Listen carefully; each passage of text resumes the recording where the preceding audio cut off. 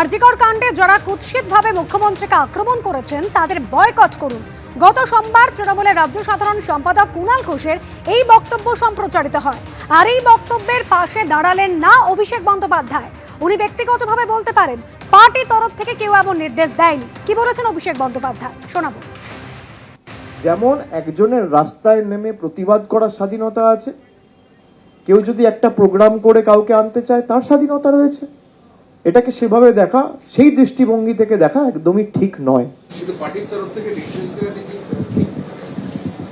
তরফ থেকে তো কেউ নির্দেশ দেয়নি।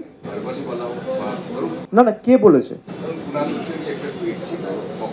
না, সে টুইটে ব্যক্তিগতভাবে তিনি বলতে পারেন। পার্টির তরফ থেকে কেউ নির্দেশ দিয়েছে? আপনি কোথাও কোনো বিজ্ঞপ্তি দেখেছেন, কোনো নোটিফিকেশন দেখেছেন? যখন ওয়ার্কিং কমিটির মিটিং মমতা বন্দ্যোপাধ্যায় ডেকেছিল তখন এ বিষয় নিয়ে কোনো আলোচনা হয়েছিল বলে আপনারা শুনেছেন? মমতা বন্দ্যোপাধ্যায় কিছু বলেছে? দলের তরফ থেকে আমি পার্টির জেনারেল সেক্রেটারি কিছু বলেছি? না। আমরা সবার স্বাধীনতায় বিশ্বাস করি। আমি তো বলেছিলাম যে 14ই আগস্ট যারা রাত্রিবেলায় ঐক্যবদ্ধ হয়েছিলেন, রাত দখলের ডাক দিয়েছিলেন, কেউ সমর্থন করুক আর না করুক, আমি তাদের সাধুবাদ জানিয়েছিলাম। আর আমি আজও একই কথা বলছি। কারোর ভালো লাগতে পারে, কারোর খারাপ লাগতে পারে, এটাই বাংলার সাথে উত্তরপ্রদেশের পার্থক্য। আর গত 30শে ডিসেম্বর এই নিয়ে কি বলেছিলেন কুণাল ঘোষ দেখুন।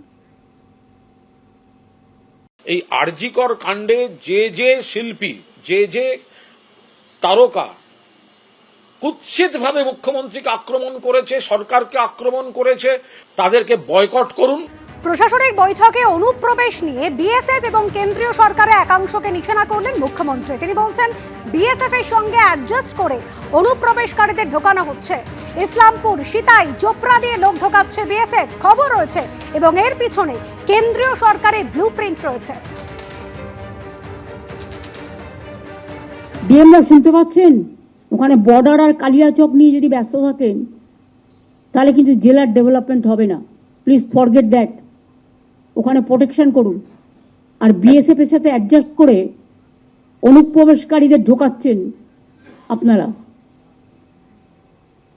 কেউ প্রতিবাদ করছেন না, আপনারা ঢোকাচ্ছেন না, ঢোকাচ্ছে বিএসএফ। বিএসএফ ইসলামপুর দিয়ে লোক ঢোকাচ্ছে, আমাদের কাছে খবর আছে। সিতাই দিয়ে ঢোকাচ্ছে, চোপড়া দিয়ে ঢোকাচ্ছে, আরো অনেক জায়গা দিয়ে ঢোকাচ্ছে। আর বাংলাকে যদি মনে করে কেউ অনুপ্রবেশকারীদের ঢুকিয়ে আর তৃণমূল কংগ্রেসকে বদনাম করব, এটা তৃণমূল কংগ্রেস করছেন না, এখানে গুন্ডা পাঠিয়ে দেওয়া হচ্ছে। বর্ডার দিয়ে খুন করছে, চলে যাচ্ছে, এই রকম লোক পাঠানো হচ্ছে। এটা বিএসএফ এর অনেক ভেতরকার কাজ।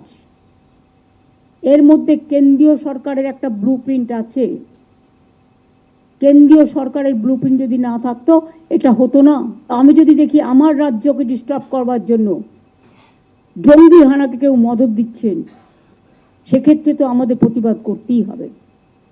সেই জন্য আমাদের প্রতিবাদ পত্র যাবে। বিএসএফ এবং কেন্দ্রীয় সরকারের একাংশের যোগসাজশ রয়েছে অভিযোগ করছেন মুখ্যমন্ত্রী মমতা বন্দ্যোপাধ্যায়। সমালোচনা বিজেপি। গিরিরাজ সিং কি বললেন শুনুন। ममता बनर्जी आज ये बोल रही है, ममता बनर्जी खुद बोलने वाली है 1 साल पहले कि मेरे रहते बांग्लादेशियों को कोई नहीं निकाल सकता है। पूछिए बोली है कि नहीं बोली? इन्होंने तो बोला जो बॉर्डर को रेड कार्ड पे बॉर्डर चिल्ला रही है, क्यों नहीं एनआरसी लागू करने देती है? क्यों नहीं सीए कानून लागू करती है? घड़ियालू आंसू बहा रही है। ममता बनर्जी वोट के लिए कर रही है कि जितना रोहिंग्या आएगा, क्या बंगाल को मालूम नहीं है कि जितना ओरिजिनल बंगाली मुसलमान थे उससे ज्यादा रोहिंग्या और बांग्लादेशी मुसलमान बंगाल में घुस गए हैं। जो भी पकड़े जा रहे हैं बंगाल के बाहर बांग्लादेशी, सबका आइडेंटिटी कार्ड बंगाल का है। आखिर क्यों बंगाल में आधार कार्ड बनता है? यही तो मैं पूछ रहा हूं। ममता बनर्जी अब डर लगने लगा है, हिंदुओं के डर से ऐसे सवाल खड़ा कर रही है।